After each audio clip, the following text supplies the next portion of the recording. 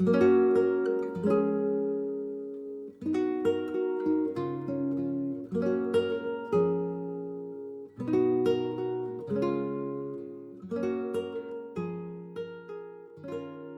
dramatic reading of Alice's Adventures in Wonderland by Lewis Carroll. Chapter 4: The Rabbit Sends in a Little Bill.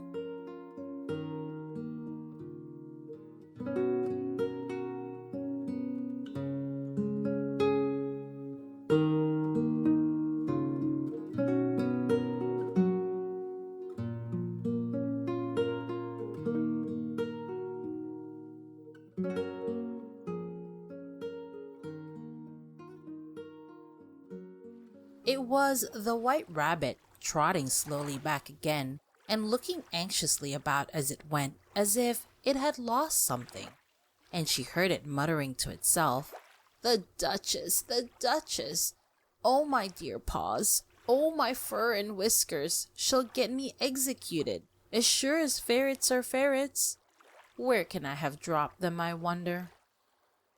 Alice guessed in a moment that it was looking for the fan and the pair of white kid gloves, and she very good-naturedly began hunting about for them.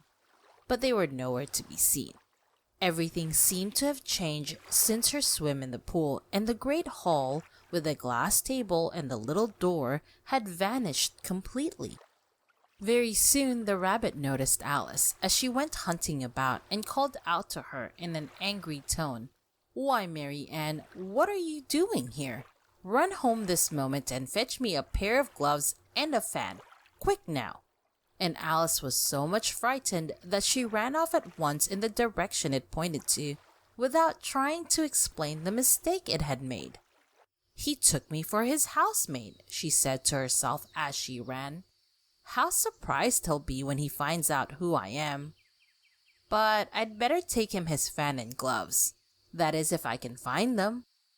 As she said this, she came upon a neat little house on the door of which was a bright brass plate with the name W. Rabbit engraved upon it.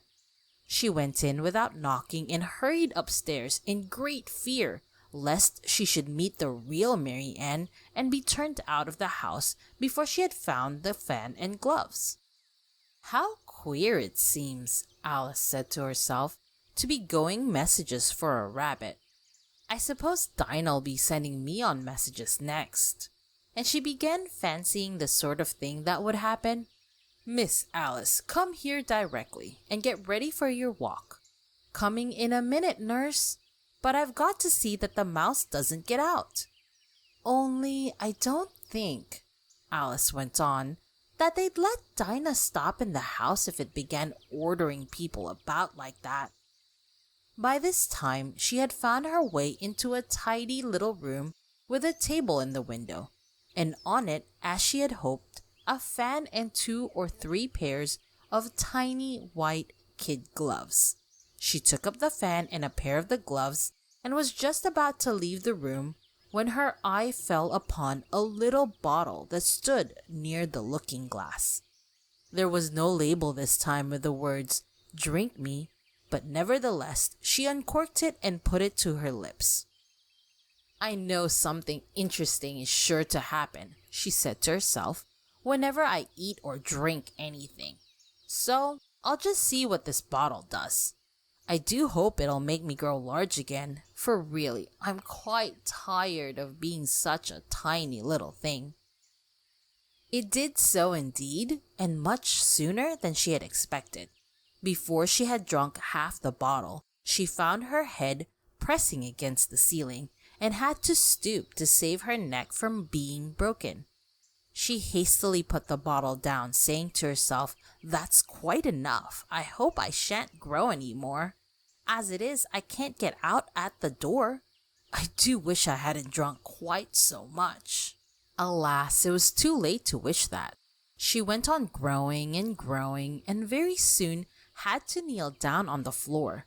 In another minute there was not even room for this, and she tried the effect of lying down with one elbow against the door and the other arm curled around her head.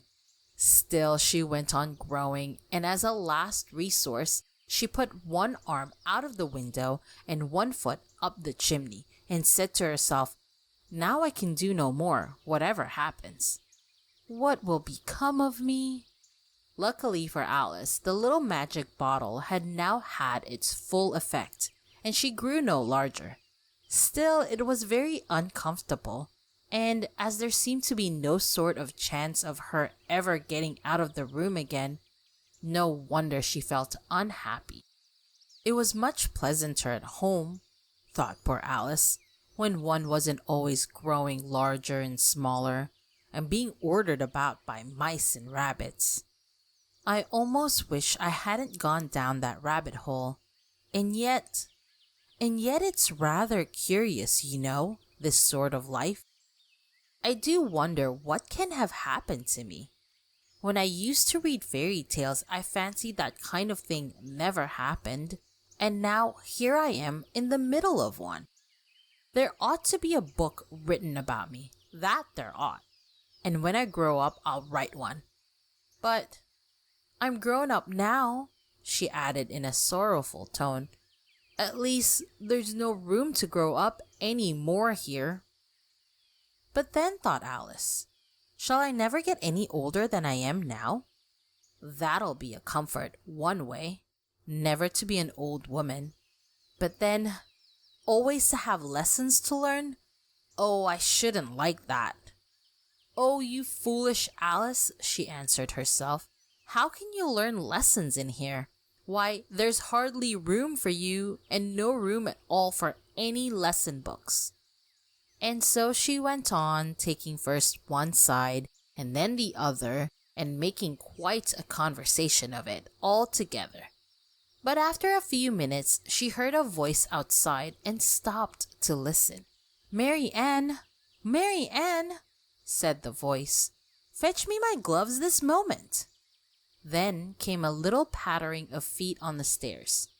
Alice knew it was the rabbit coming to look for her, and she trembled till she shook the house, quite forgetting that she was now about 1,000 times as large as the rabbit and had no reason to be afraid of it. Presently the rabbit came up to the door and tried to open it, but as the door opened inwards and Alice's elbow was pressed hard against it, that attempt proved a failure. Alice heard it say to itself, "Then I'll go round and get in at the window." "That you won't," thought Alice, and after waiting till she fancied she heard the rabbit just under the window, she suddenly spread out her hand and made a snatch in the air. She did not get a hold of anything, but she heard a little shriek and a fall, and a crash of broken glass, from which she concluded that it was just possible it had fallen into a cucumber frame or something of the sort. Next came an angry voice, the rabbit's. "Pat! Pat! Where are you?" And then a voice she had never heard before. "Sure then I'm here, digging for apples, your honor." "Digging for apples indeed," said the rabbit angrily. "Here, come and help me out of this." Sounds of more broken glass. "Now tell me, Pat, what's that in the window?" "Sure it's an arm, your honor." He pronounced it arm. "An arm, you goose! Who ever saw one that size? Why, it fills the whole window." "Sure it does, your honor, but it's an arm for all that." "Well, it's got no business there. At any rate, go and take it away." There was a long silence after this, and Alice could only hear whispers now and then, such as, "Sure I don't like it, your honor, at all. Do as I tell you, you coward." And at last she spread out her hand again and made another snatch in the air. This time there were 2 little shrieks and more sounds of broken glass. What a number of cucumber frames there must be, thought Alice. I wonder what they'll do next. As for pulling me out of the window, I only wish they could. I'm sure I don't want to stay in here any longer. She waited for some time without hearing anything more. At last came a rumbling of little cartwheels and the sound of a good many voices, all talking together. She made out the words, Where's the other ladder? Why, I hadn't to bring but one. Bill's got the other. Bill, fetch it here, lad. Here, put him up at this corner. No, tie 'em together first. They don't reach half high enough yet. Oh, they'll do well enough. Don't be particular. Here, Bill, catch hold of this rope. Will the roof bear? Mind that loose slate. Oh, it's coming down, heads below. A loud crash. Now who did that? It was Bill, I fancy. Who's to go down the chimney? Nay, I shan't. You do it. That I won't, then. Bill's to go down. Here, Bill, the master says you're to go down the chimney. Oh, so Bill's got to come down the chimney, has he? Said Alice to herself. Shy, they seem to put everything upon Bill. I wouldn't be in Bill's place for a good deal. This fireplace is narrow, to be sure, but I think I can kick a little. She drew her foot as far down the chimney as she could and waited till she heard a little animal. She couldn't guess of what sort it was, scratching and scrambling about in the chimney close above her. Then, saying to herself, "This is Bill," she gave one sharp kick and waited to see what would happen next. The first thing she heard was a general chorus of, "There goes Bill!" Then the rabbit's voice along, "Catch him, you by the hedge!"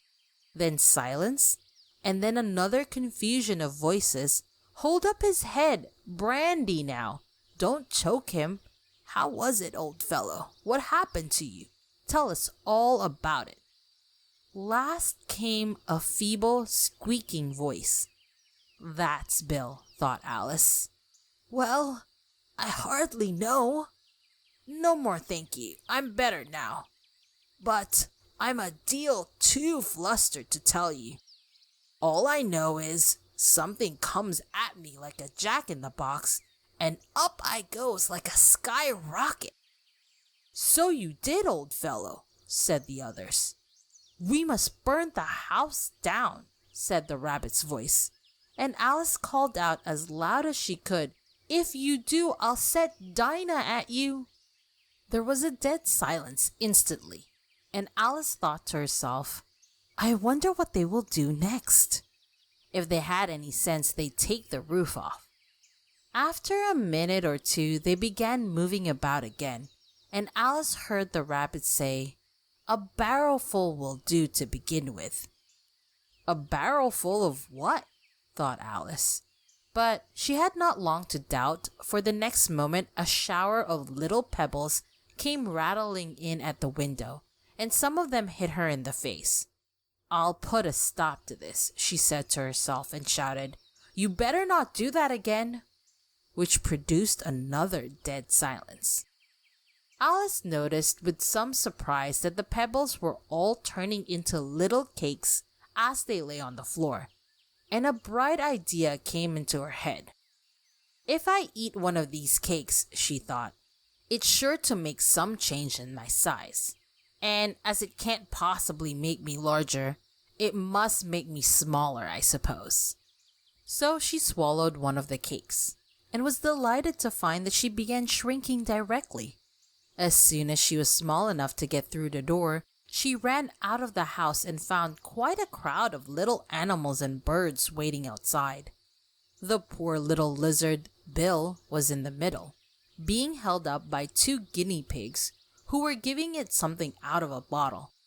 They all made a rush at Alice the moment she appeared, but she ran off as far as she could and soon found herself safe in a thick wood. "The first thing I've got to do," said Alice to herself as she wandered about in the wood, "is to grow to my right size again. And the second thing is to find my way into that lovely garden. I think that will be the best plan." It sounded an excellent plan, no doubt, and very neatly and simply arranged. The only difficulty was that she had not the smallest idea how to set about it, and while she was peering about anxiously among the trees, a little sharp bark just over her head made her look up in a great hurry. An enormous puppy was looking down at her with large round eyes and feebly stretching out one paw, trying to touch her. "Poor little thing," said Alice in a coaxing tone, and she tried hard to whistle to it, but she was terribly frightened all the time at the thought that it might be hungry, in which case it would be very likely to eat her up in spite of all of her coaxing. Hardly knowing what she did, she picked up a little bit of stick, and she held it out to the puppy, whereupon the puppy jumped into the air of all its feet at once with a yelp of delight, and rushed at the stick, and made believe to worry it. Then Alice dodged behind a great thistle to keep herself from being run over, and the moment she appeared on the other side, the puppy made another rush at the stick and tumbled head over heels in its hurry to get hold of it. Then Alice, thinking it was very like having a game of play with a cart horse, and expecting every moment to be trampled under its feet, ran around the thistle again. Then the puppy began a series of short charges at the stick, running a very little way forwards each time and a long way back, and barking hoarsely all the while, till at last it sat down a good way off, panting, with its tongue hanging out of its mouth, and its great eyes half shut. This seemed to Alice a good opportunity for making her escape, so she set off at once and ran till she was quite tired and out of breath, until the puppy's bark sounded quite faint in the distance. "And yet what a dear little puppy it was," said Alice as she leant against a buttercup to rest herself and fanned herself with one of the leaves. "I should have liked teaching it tricks very much if only I'd been the right size to do it. Oh dear, I'd nearly forgotten that I've got to grow up again. Let me see. How is it to be managed? I suppose I ought to eat or drink something or other, but the great question is what?" The great question certainly was, what? Alice looked all around her, at the flowers and the blades of grass, but she did not see anything that looked like the right thing to eat or drink under the circumstances. There was a large mushroom growing near her, about the same height as herself, and when she had looked under it, and on both sides of it, and behind it, it occurred to her that she might as well look and see what was on the top of it. She stretched herself up on tiptoe and peeped over the edge of the mushroom, and her eyes immediately met those of a large caterpillar that was sitting on the top with its arms folded, quietly smoking a long hookah and taking not the smallest notice of her or of anything else.